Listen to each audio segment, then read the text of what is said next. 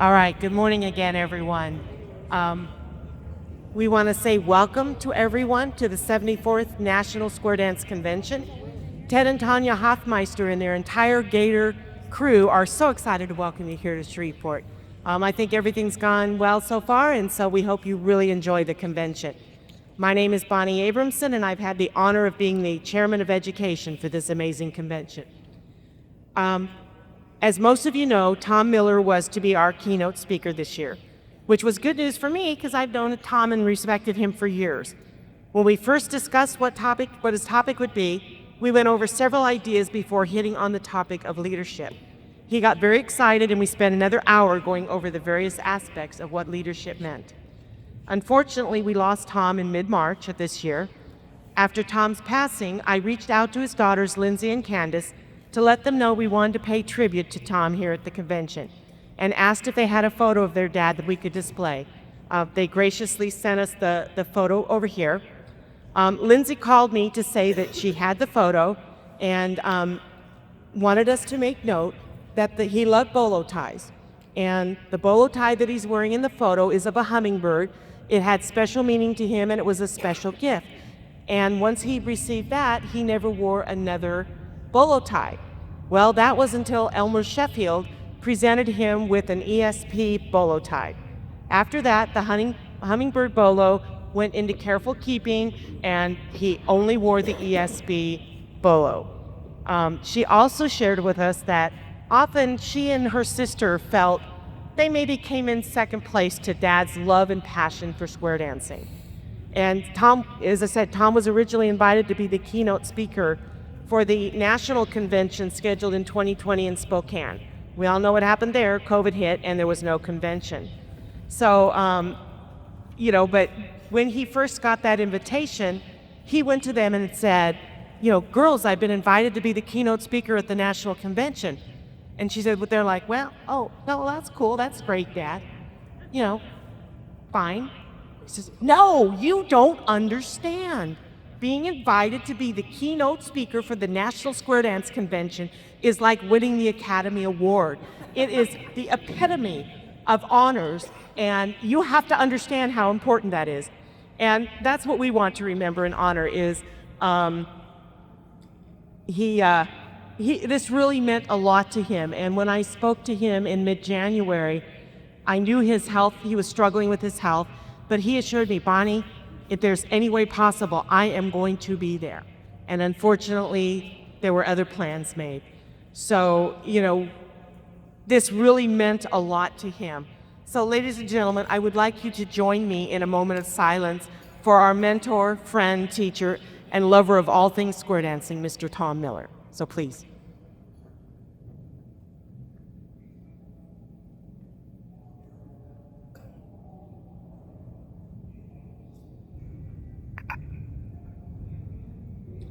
Thank you for that, and thank you for giving us a moment to honor Tom. This meant a lot to him. So now it is my distinct pleasure, and I'm going to apologize up front.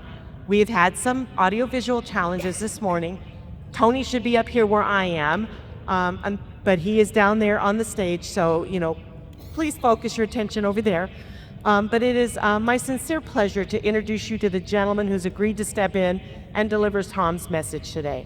He's a longtime caller who has traveled the world calling square dances.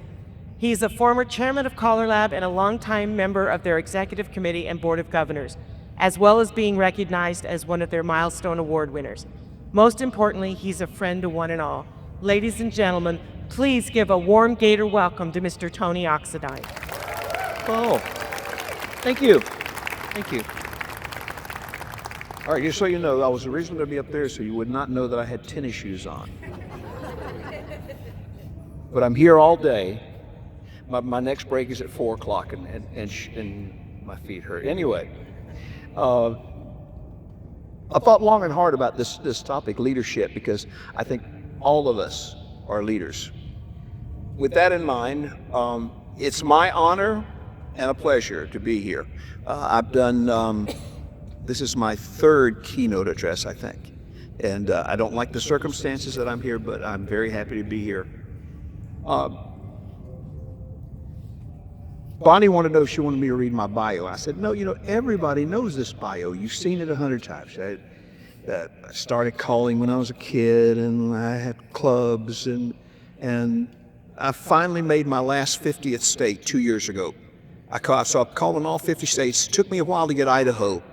I was waiting on Idaho. I had 49. I was waiting and waiting. I did the Idaho State Convention about 20 years ago, but it was in Washington State. So I finally got a dance in Idaho. So I've done all 50 states, and the yada yada yada yada. We all know that blurb you read everywhere. It's on the website. People put it. Anyway, let me give you the real one. I'll tell you what's not in those. BSD, before square dancing. When I was a kid, when I was 7 years old, I went to the local YMCA and I started taking judo when I was 7. This led to a real big love of martial arts. So by the time I was 12, I started karate lessons in my hometown. And it was there that I met the first person that I saw as a leader. His name was Ray Iskett. And he was, where's my switcher? I'm going to help if I cut this thing on. Let's see. Here we go. That's my karate instructor on the far right. Yeah. And I'm on the, how you like that hair?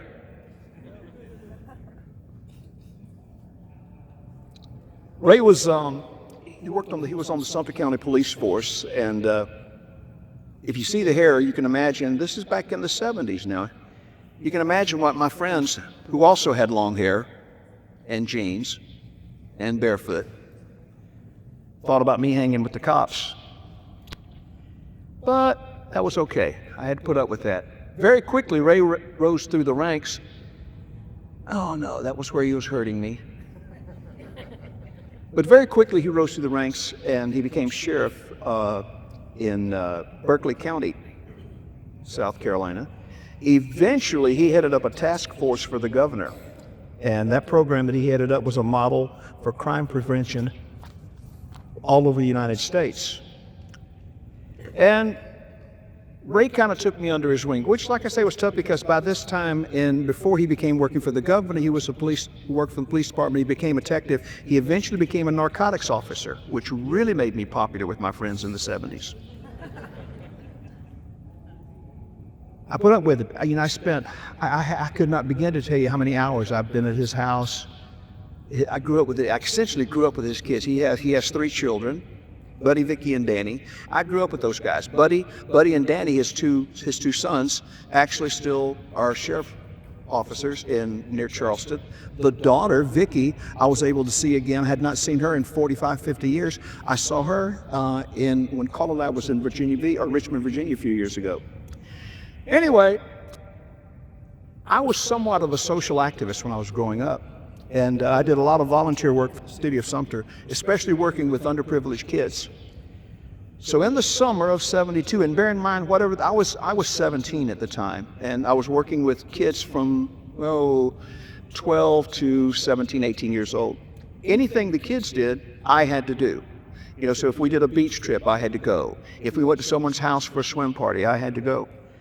Somebody came up with the idea of square dancing. Where they got that, I have no idea. But they came up with it. Now, there was not a square dance club at the time in my hometown of Sumter, South Carolina. There used to be one, and it went away. So there was not one at the time. So the city of Sumter, the Parks and Recreation Department, found a dancer who was not a caller, but they found somebody that danced. He said, yeah, I'll teach him. His name was John Davis. His wife was named Shirley. Being kids, I grew up, he was never John Davis to me. He was always Mr. D to us and all the kids, which is unusual because if you're from the South, you normally call an adult Mr. first name. He should have been Mr. John, but he was Mr. D. So always Mr. D. So he volunteered to teach us, and we started around mid-June, and we danced 5 days a week, 2 hours a day, 5 days a week, and we graduated in 1 month, 20 lessons. Back then. It was the old 50 basics, if you remember. You guys been around a while. We graduated in 1 month. Now, the problem we had,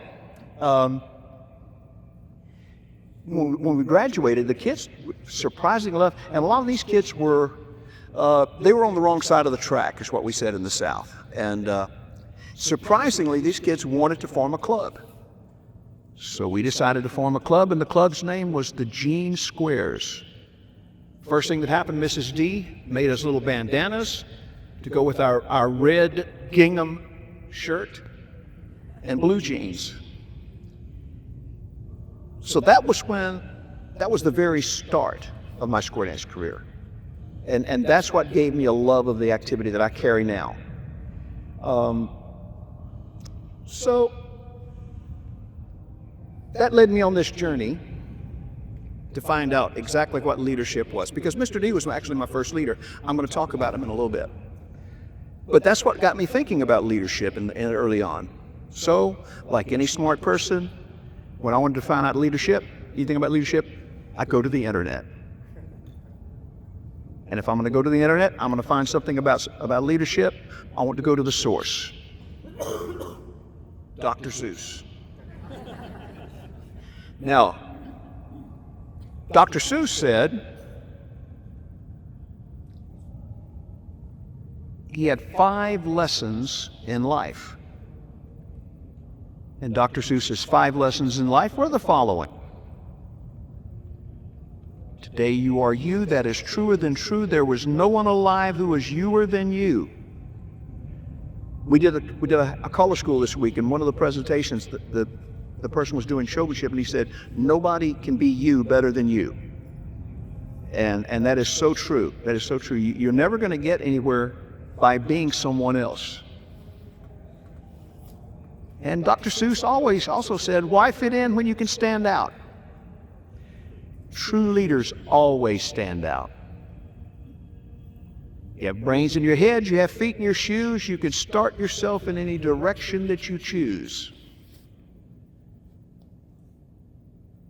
Be who you are, say what you feel. Because those who mind don't matter, and those who matter won't mind. Now that's nothing any truer than that. If you go through life and worry about what people are going to think, you're never going to get anywhere. And true leaders lead regardless of what people think. Sometimes the decisions that you make are unpopular. Today I shall behave as if this is the last day I'll be remembered.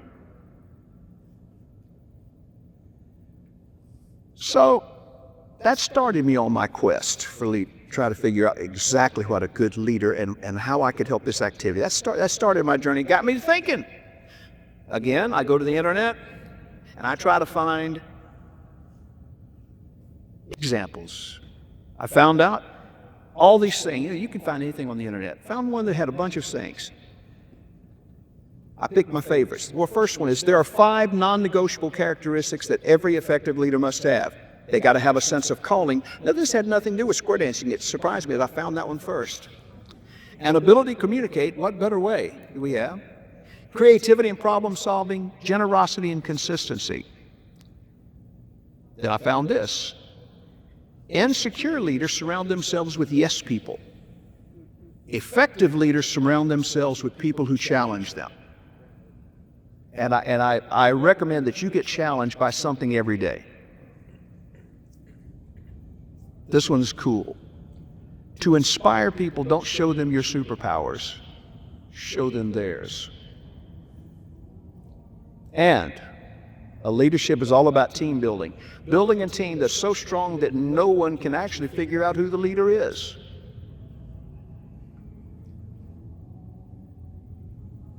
Leadership is not about being in charge. Leadership is about taking care of those in your charge. The greatest mark in leadership is not how far you go, but how far others go because of you. Leadership is not telling people what to do. Leadership is helping people see and embrace what can be done. There's a difference between a leader and a boss. A boss just has a title, but a leader has the people.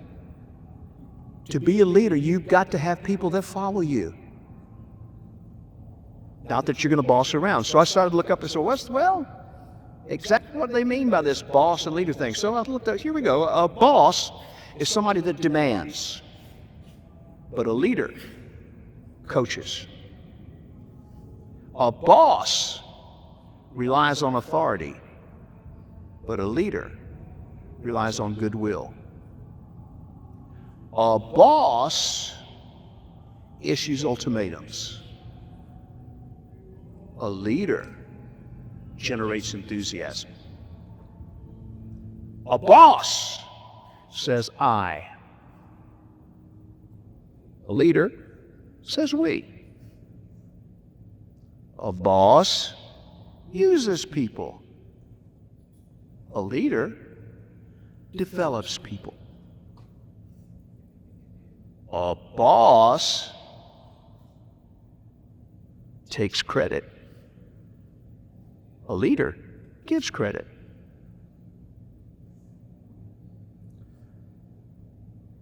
There's the old saying where the buck stops. A boss places the blame somewhere else, but a leader accepts the blame. At some point, the buck has to stop. A boss says, go. A leader says, let's go.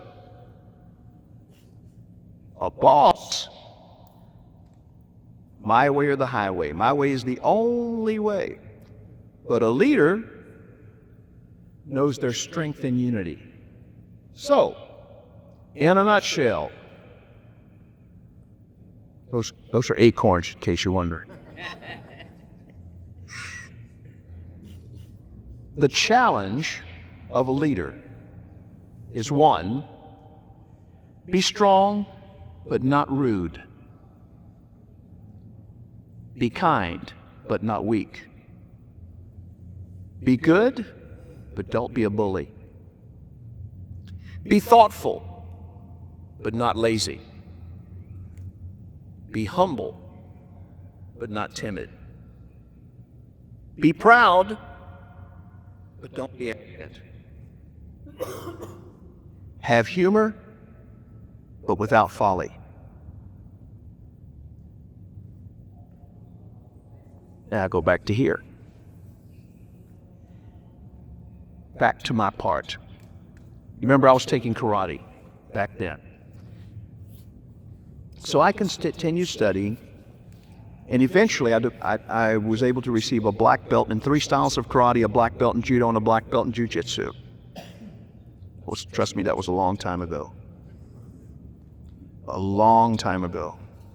All right. You know, over the years, when I first started out, you're not going to believe this. When I first started out, I was, shall we say,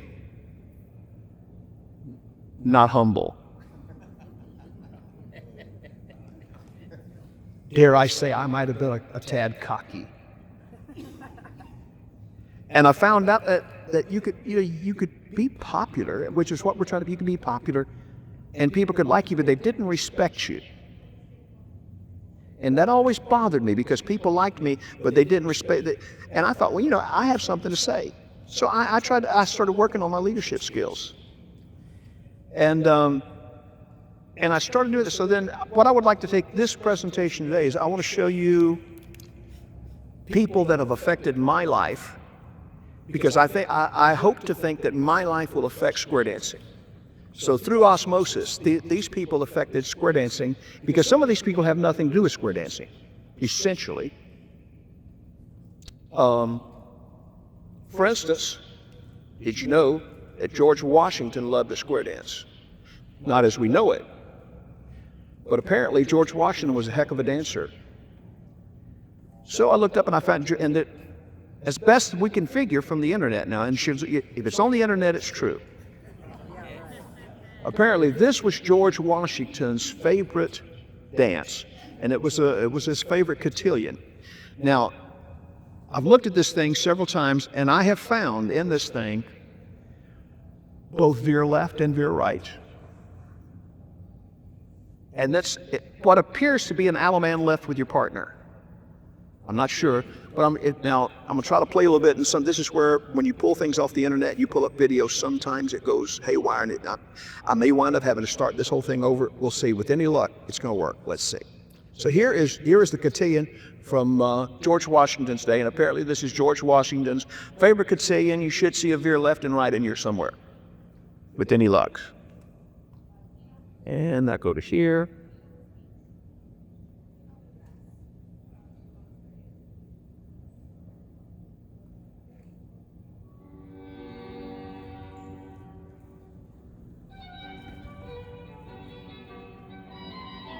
And we'll be doing this later on today. There's my circle left. I'm not sure what this is or that, but there's my circle right. And there's my veer right and my veer left. Here's my stars. They do a lot of veering back then.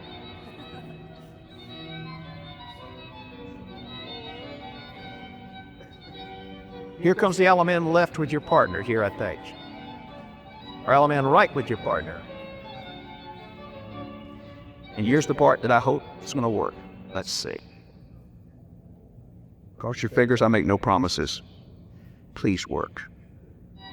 No, I don't want that.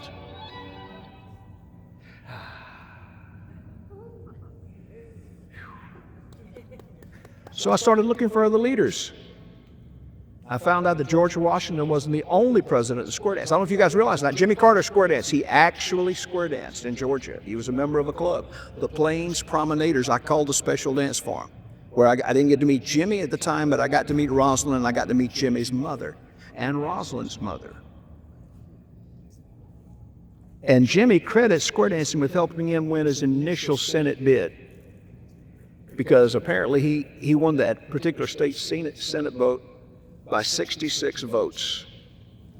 And he was quoted in his book. There's in his latest book, Through the Year with Jimmy Carter, he has this quote: "If I had not received support from our square dancing friends, I would have lost and never became a state senator." That's in his book. When he was in office, let me preface this. My oldest friend, one of my oldest friends in square dancing, was a hairstylist in Plains, Georgia.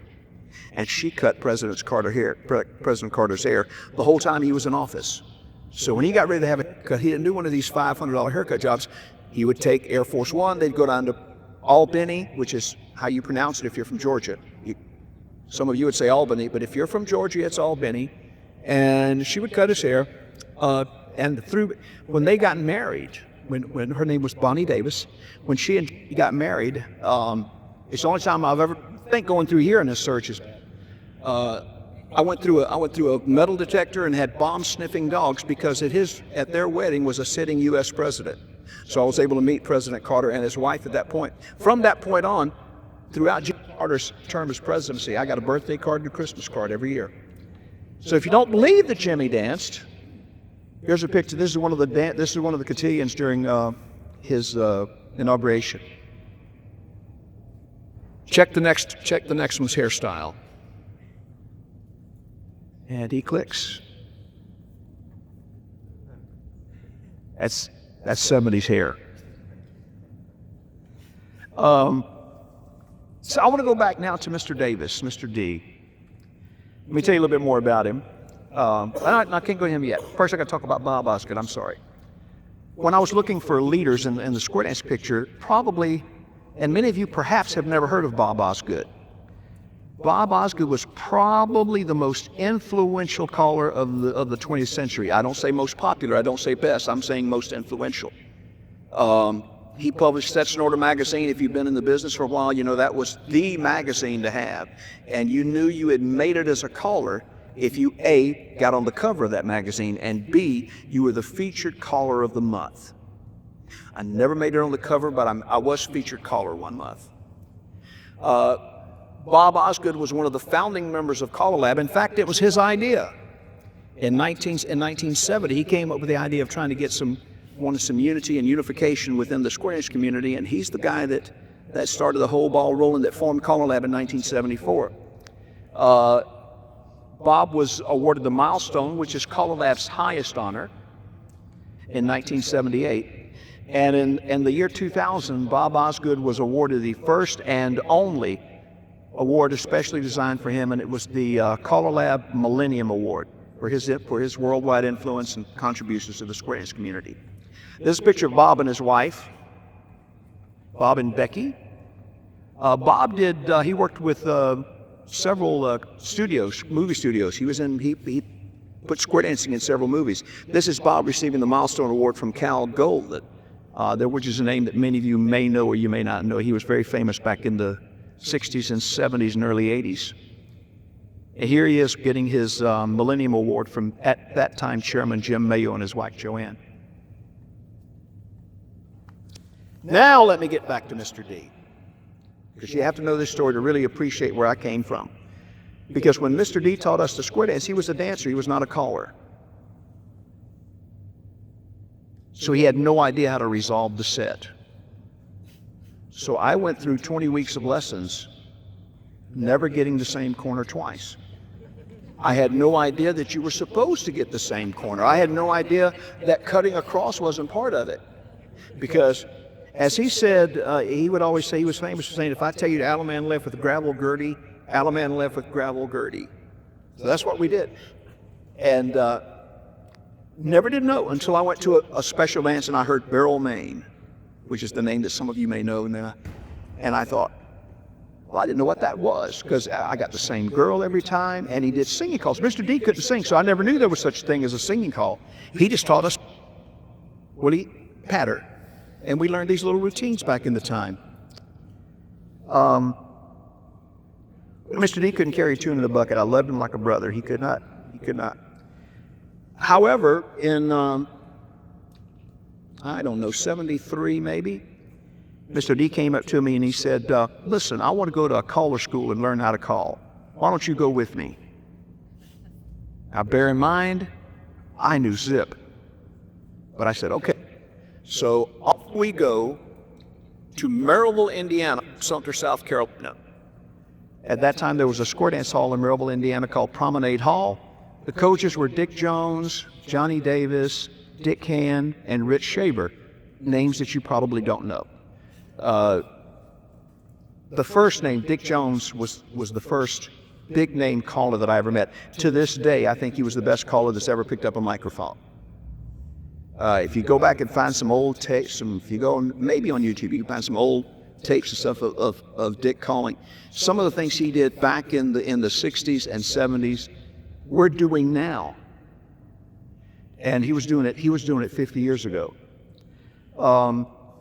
But I found out that there was more to this calling thing than I knew about. Also found out that Dick Jones had a very cute babysitter. Anyway, when I came back, I thought, well, this is so. I started off, Mr. D would do the patter, miss the corner, of course. Then I would started learning singing call. The first singing call I learned was a song called Whisper Sweet Nothings in Your Baby's Ear. Later on, I learned one called Your Memory Sure Gets Around Where I Tried to Yodel. But I don't yodel anymore. Know why? Don't have to, I can call. No, I'm just serious. But eventually, from that, I started calling, and I have found a club that hired me in Columbia, the Wheeling Whirlers, Wednesday night club. From there, I started calling for the Crossroad Kickers in Hartsville, South Carolina on Tuesday night. On the opposite Tuesday night, I called for a club in Myrtle Beach on the opposite Tuesday night. On Thursday nights, I was calling in Clinton, South Carolina, which was 116.8 miles from my home. On a Thursday night, I'm in college. I have to drive 2 hours, and we have 3-hour dances back then, keep in mind. So we danced from 8 to 11. I would do my last class. I would leave home 5 o'clock, hurry up, drive the 2 hours, call 3 hours, come back, go to school the next day. And then my other club was in Lancaster, South Carolina, and they were called the Red Rose Ramblers at that time, not because of me, but because of the caller before me. They were the largest club in the state. It was not unusual back then for this club to have 30 squares at a club night. Back then. So I'm calling for 4 clubs. And then somebody hired me, and I did a Saturday night dance. And I thought, well, now this is cool. And eventually in 1980, I decided to go full time. That's the rest of the story that you know you're on my bio. Back to Mr. D. Mr. D owned Perfection Bakery. He was a baker in town. And Mr. D, at the time, we were kids. Now, and I told you, underprivileged, right? Nobody had a car, so Mr. D bought a Ford Econoline van to haul us around. Brand new Ford. If any of you guys know what a Ford Econoline van is, you know that the Econoline vans didn't have seats in the back or seat belts. But of course, if you're riding on a beanbag, you don't need a seat belt. He would haul 8 of us or 10, 16 of us in this van, and off we would go. We did TV shows. We were on TV. I'm sure you guys remember the great Jim Nesbitt. If you're not from far South Carolina, you don't have a clue who he is. He had a TV show. We did the Jim Nesbitt show several times.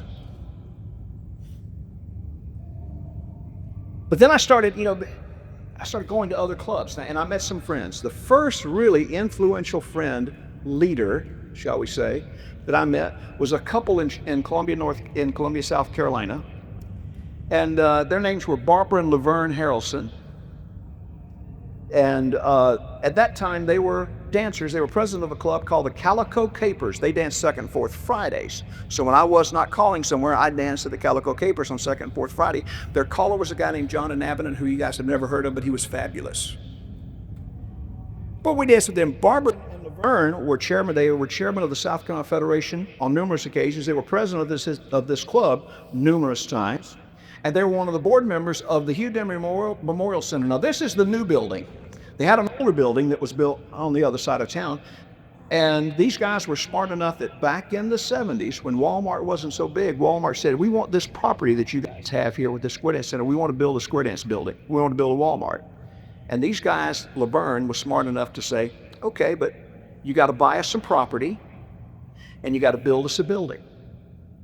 Walmart said, okay, so listen, we're not sure. We're going to buy an option on your property. So for the next 3 years, Walmart paid the ASDERA, which is the association, money each month. By the time that this option was over, the building and land was paid for. They were putting money in the bank. The land that Walmart was going to buy for them was out in the woods. It was now on I-26, about 2 miles from the airport. Beautiful prime footage on the interstate. And there they built this all here. This is called the Hugh Demery Memorial Center. It dances about 30 squares on a floating wooden floor. Eventually, Barbara and Laverne ran a couple of dances. They ran Myrtle Beach Ball. For those of you guys that have been in business a while, you've been dancing a while, the Myrtle Beach Ball back in the 80s and 90s was about 4,000 dancers, twice a year. Third week of September, third week of April. 4,000 dancers. Do those numbers. One couple ran this dance. Let me say that again, 4,000 dancers. One couple ran it. They did numerous bus trips to the national convention. And back in the day, when this convention was so large and everybody was clamoring for after parties, Barbara and Laverne's had the first South Carolina after party where they brought all the big name callers in, and it was the after party to be. Sadly, Laverne passed away a few years ago. Barbara is 92 now and still feisty. I met another couple at this same time that were with this building here. Their names were Carol and Virginia Frick. Now, Carol and Virginia were also members of the Calico Capers, the club that I danced with. They published a monthly magazine called the Carolina Caller, or as we in South Carolina call it, we call it the Caller. One couple publishes it. Back when they had to type it on a typewriter and hand staple the pages. It's still being published, by the way, every month. They did not publish it last month because this month, Carol passed away. He was 82 or 3. I went to see him. I was able to see him just a couple of days before he passed away, and he had a beautiful funeral. This little church was just full of people. way out in the middle of nowhere. They were my second people. Then you fast forward a little bit to the 2000s, and I was able to meet a couple, Bob and Virginia Walker. Some of you guys may know it. If you went to the Atlanta convention, they were there. They were one of the workers on the Atlanta convention.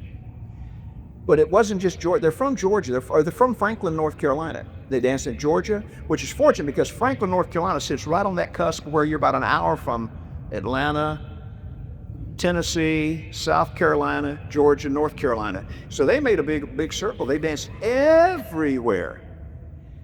And Bob has a mailing list to this day, has an email list that advertises all the dancers in the area.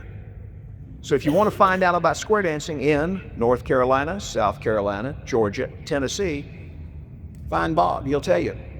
They were also big supporters of our campground in North Carolina. Why am they're not working? Click, click. All right, so I'll tell you now, this is a blatant plug.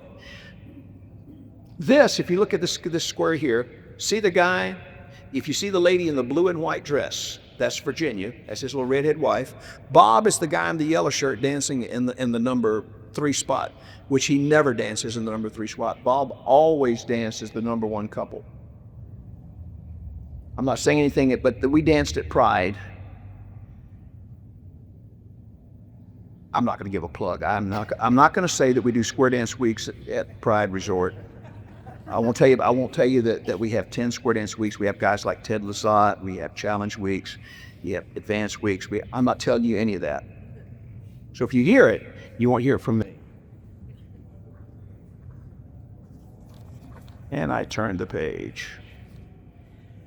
One of the newest leaders that I've found in this activity, you guys have probably, and finally I'm going to give you somebody that you may have heard of. And he doesn't know this, but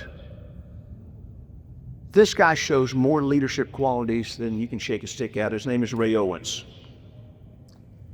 Ray lately has become the go-to guy on anything internet. You want a website? He's your man. He's designed, I think, this website for this convention. He does my website. I can't tell you how many callers he does. So many state associations.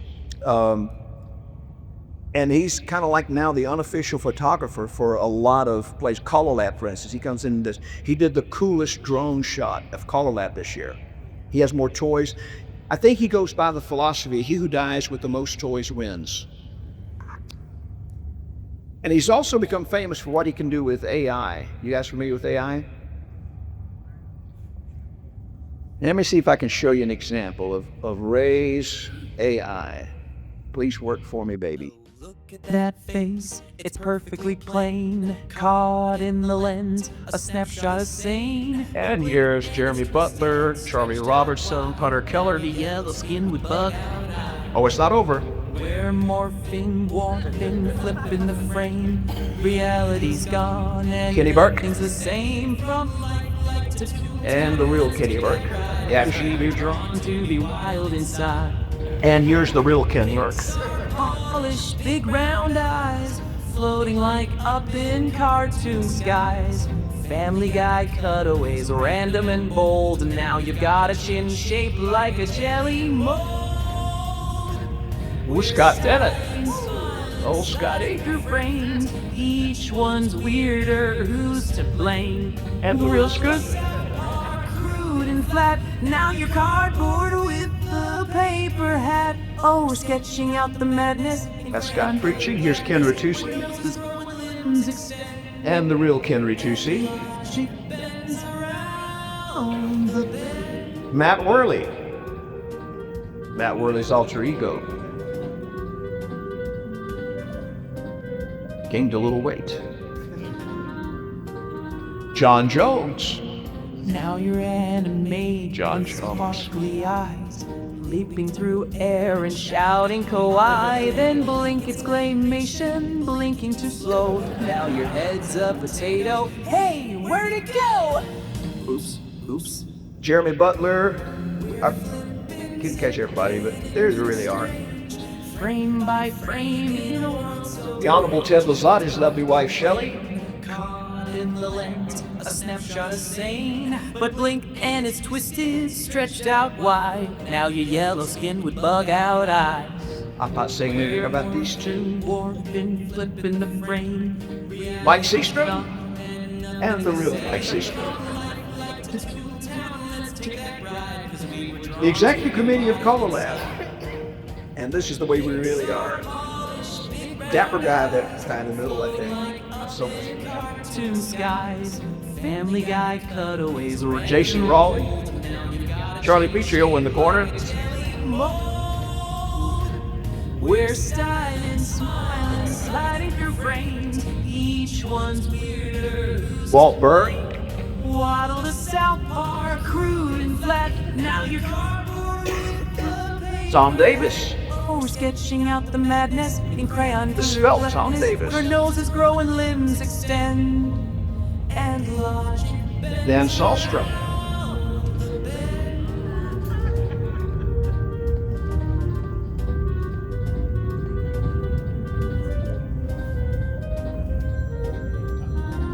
I'm sure he's calling something that they can do. Travis Cook, Sparkly eyes, leaping through air and shouting kawaii. Then blink exclamation, blinking too slow. Now your head's a potato. this is a gathering of callers from Color Lab. I see Tim Till there, Ken Burke, We're there's Amanda. zipping into the strange, frame by frame in a world so deranged. This is from Color Lab this year. This is one of those drone shots. It's the way we really look.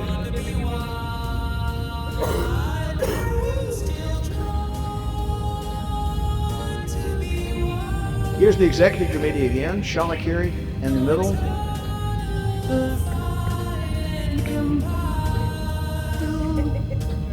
We're styling, smiling, sliding through frames. Each one's weirder, who's to blame?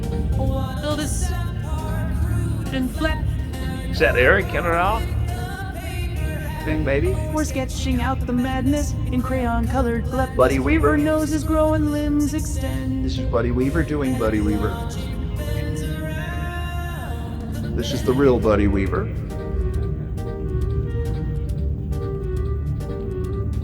Buddy Weaver, superhero.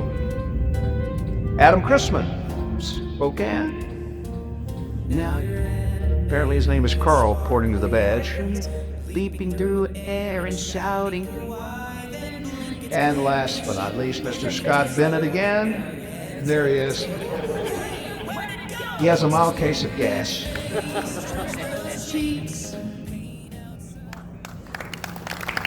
That's some of the work of Ray Owens. In 2000, actually before 2007, but in 2007, Wayne and Janice Bowman, who were NEC members, I think they've retired now, but they were chairman of the 56th convention in Charlotte, which is the beautiful Queen City. The beautiful Queen City of Charlotte. Now, I could probably pick any of the NEC members or past NSDC chairman to this. I pick Wayne and Janice because they were the first ones to bring in the GSI Collar School in 2007. Since 2007, the GSI Collar School has, as best I can figure, we've taught roughly a little over 1,000 callers. This year, there were 65 callers. Yeah, that's a good time to clap.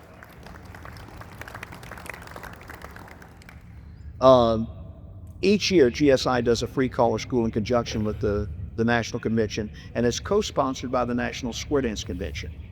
But they were the first. This year, we had 65, check this out, we had 65 callers in class, 21 caller coaches or aspiring caller coaches, there are 35 accredited caller coaches in the world. 13 of them were here this week at our school.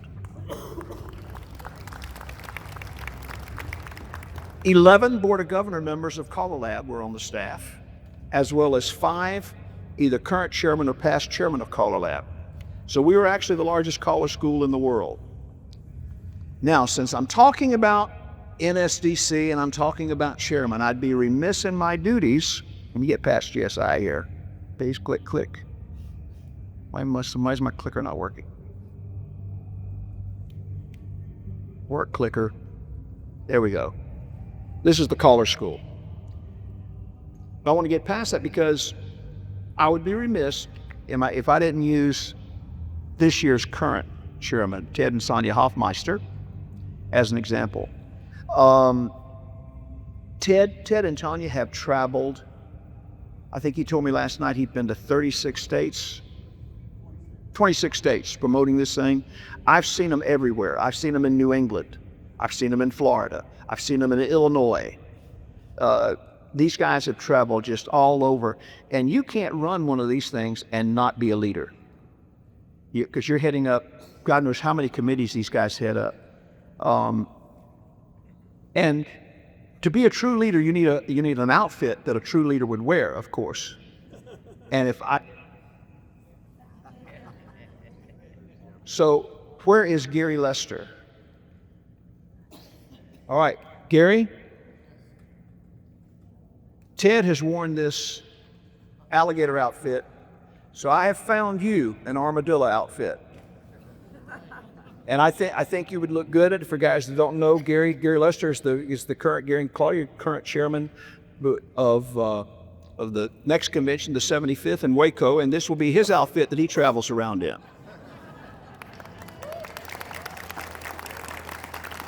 Now, to be a true leader in the activity, you don't have to be a person. You can have things. And one of the things that we have in square dancing is the USDA. And the USDA doesn't get a lot of credit. We think that the only thing that USDA does is give us insurance. And by the way, if you're not a member of the USDA, you need to, because it's, if nothing else but the insurance, it's wonderful. But that's not all they do. Here we go. Number one, USDA is an IRS 501c3 group exemption administrator, which means they can help you get your 501c3 status, which is really tough to get. It's tough to get. They have a discount prescription program for those of us not on Medicare. Not anymore? They need to take it off their website. Oh, that was what? I did this thing way before yesterday. They offer youth college scholarships, like to real college. They have a handicapable dancer program, a USA Traveler program. Did I spell that wrong? I did, didn't I? Yeah. And they do a quarterly USDA newsletter. And they sponsor different webinars. I've been on one of the webinars. Ted just did yours. You were canceled. Yours didn't do it. Okay. Ted has one in July discussing, I'm assuming, the proposals. Yeah, of course it is. Of course it is. You want to find out more about it? Go to their website, usda.org. They can tell it. Probably the organization that I'm most proud of is ColoLab. My blood runs ColoLab blue. If you don't believe that, watch us on Friday. Friday is ColoLab Blue Day. ColoLab is the largest square dance scholars organization in the world. We're the only one with an actual brick and mortar building. We have secretaries, we have staff, we have an executive director who is amazing.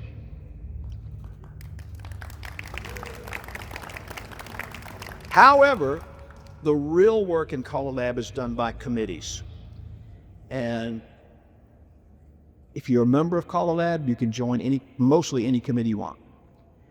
We have 26 active committees that I can find. And right now, we have a couple of committees that are hard at work, but the basic and mainstream committee are hard at work trying to work out calls for this new mainstream program that we're going to have coming up.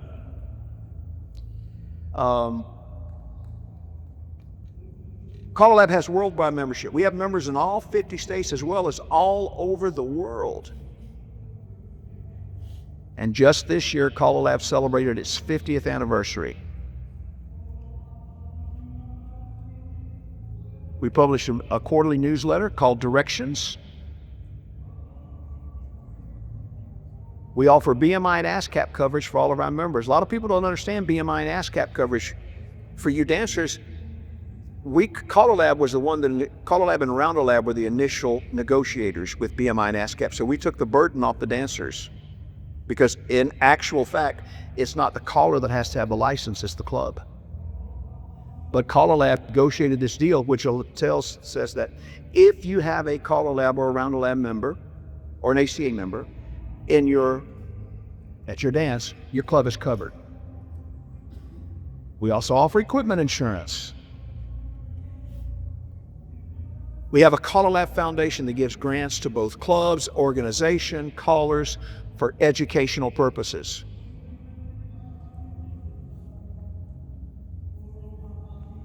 All right. When I started looking at leaders, I said, God, there's so many that aren't with us anymore.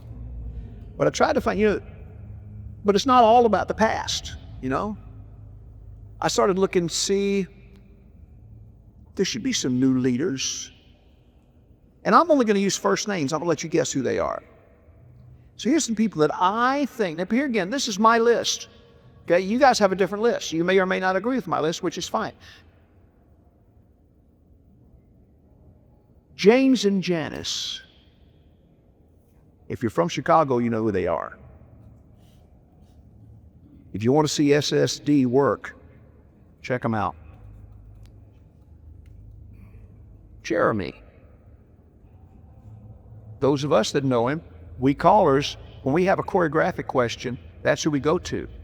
It's kind of nice now that because this guy, Jeremy, is now working on his caller coach accreditation. He's a Board of Governor member. You can figure out who he is. Teddy.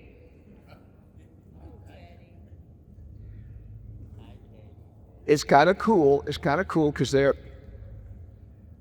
he's used to being the only Ted in town. So whenever somebody says, "Hey, Ted," they think it's him. Unfortunately, here it's the other Ted.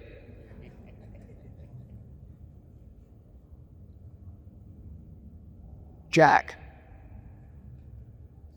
If you're from Ohio, you know who I'm talking about. Shauna. There is only one Shauna.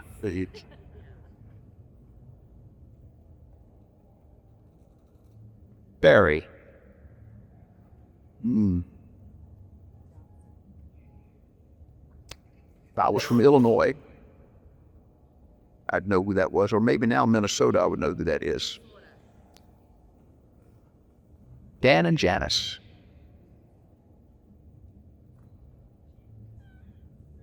Hunter.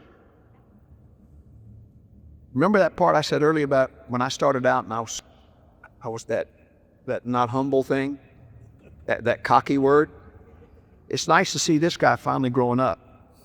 And he's really stepping into some leadership shoes. Justin. I only know one Justin in square dancing, but if you don't know, if you're from Memphis, you probably know who he is, or if you're at Color Lab, you know who he is. Oh, and the lovely Teresa.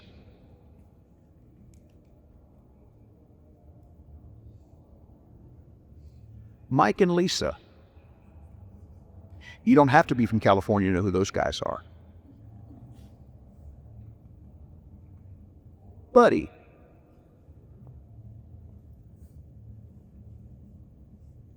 The Buddy Podcast. Buddy Weaver presents Buddy Weaver.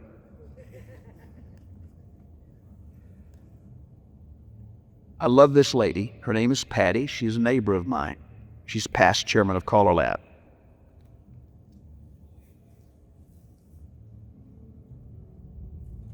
Tom and Tina. From a caller standpoint, I don't know that we have ever, callers in general, I don't know that we've ever been treated any better than we were treated at the Mobile Convention.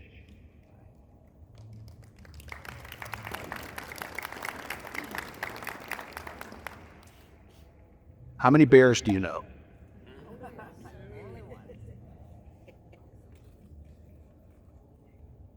Now, that's just a couple.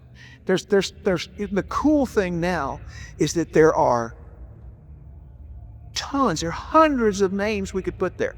I didn't have time to put all of them. I just put ones that just jumped at me on that particular afternoon. Because I wrote this speech I wrote in the course of about, I would write I would come up and do it, work on it like an hour, and then I'd wait a week and work on it, and then, so it just, at this particular time, this is when things came to me. Now, I want to get personal because there are some people who mean, here again, this is my list, it's my personal list. And there are some people that have affected me greatly, both on a personal and a professional level. Probably the most famous caller in the world was this man here, Marshall Doyle Flippo. Did you guys know his middle name was Doyle? Flip is the only guy of his era that was relevant, for lack of a better word, in the 50s, 60s, 70s, 80s, 90s, 2000s, 2010s. Count that up, 50s, 60s, 70s, 80s, 90s, 2000, 2010. 70 years. And he was as famous in 2015 as he was in 1952 when he started. He traveled literally. Flippo toured. He worked at Kirkwood. He was the entertainment director of Kirkwood for many, many years. And he worked there from like May through September. October through May. He was never home. He lived at Kirkwood. October through May, he would get in his car and he would literally circle the United States. He would take a southern route, go to California, and then take a northern route and go back up through like places that a lot of callers don't go. North Dakota. Do you realize how long it took me to get to North Dakota as a DAS? But then he would go back and do the middle part of the country. And he covered all 48 states in the course of a year. Now picture that, if you would. He was about this tall. And while most callers of his era, the famous, when I do this then, because when I started calling, all the big name callers had Lincoln Town cars. Because that was the only thing you could put all your equipment in. The trunk was big enough to put these two big Hilton speakers, your amplifier, and your suitcase. That trunk you could sleep in. Flippo drove a Cadillac. He was about this tall. And he drove this way, like the little old lady driving. Flippo is famous for many things. Flippo had the biggest selling square dance record of all time. When do I quit? I say that. It was called The Auctioneer. I'm going to go through it because I'm running out of time here, because I want to get to everybody. The next leader I met was Jim Mayo. Again, personal. Jim was my Caller Lab guru. He was the first chairman of Caller Lab. And my buddy. Jerry Story was probably, arguably, depending on who you ask, the GOAT. The greatest of all time. I'm standing, and I can tell you that yeah, he probably was. His choreography was wonderful. His singing calls were crazy. He developed a system of calling that we still use called crayons. He passed away in 2020, but you can still hear him. Me and Jerry call him. And last but not least is my buddy Tommy Miller, why I'm here. I met Tommy 40 years ago, better than 40 years ago, and our lives kind of paralleled one another. Tommy really became what I think a leader when COVID hit. And I think he fell into his own. He started teaching callers online, which is just cool with this Zoom thing that everybody hears about.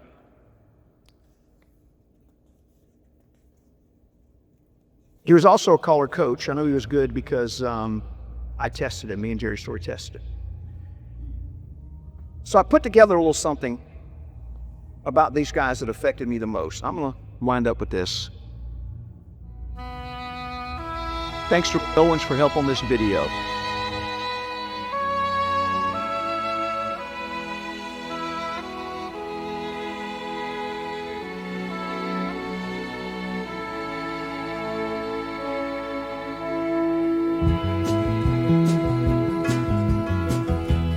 Anybody here seen my old friend Morrison? Can you tell me where he's gone? He pleased a lot of people, but it seemed good they die young. You know, I just looked around and he's gone.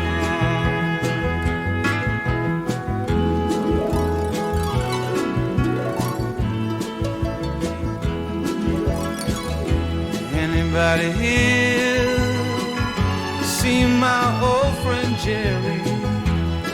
Can you tell me where he's gone? He pleased a lot of people, but it seemed good they die young. I just looked around and he's gone.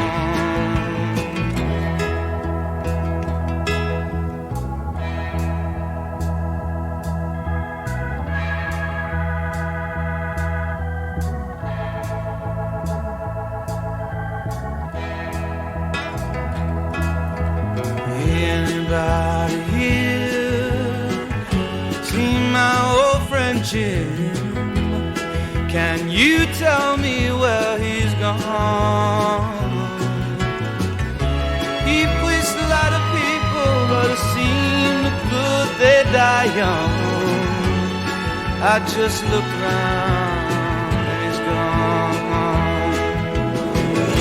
Didn't you love the things that they stood for?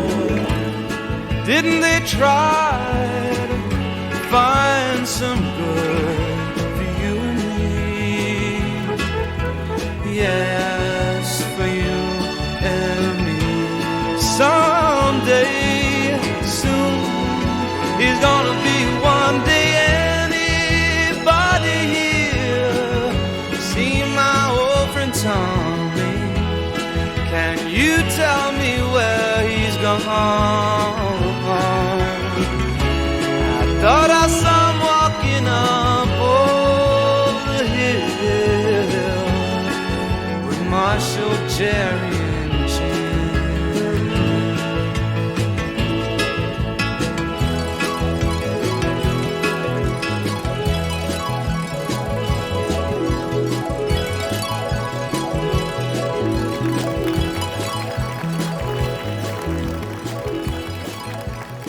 I mentioned a lot of names in this thing, names that I think are the epitome of leadership in our activity. Some you may know, some you don't. Each of them bring a different set of skill sets.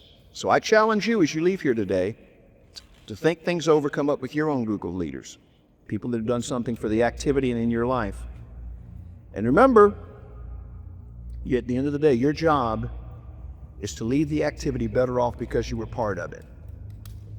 I want to thank Ted and Tanya Hoffmeister and the entire staff of the 74th NSDC for the opportunity to be here today. I hate the circumstances that allowed me to be here, but I truly love being able to share my thoughts with you. Hope you guys have a great convention. Thank you. Ladies and gentlemen, before you leave, one more time, a special thank you for Tony Oxendine.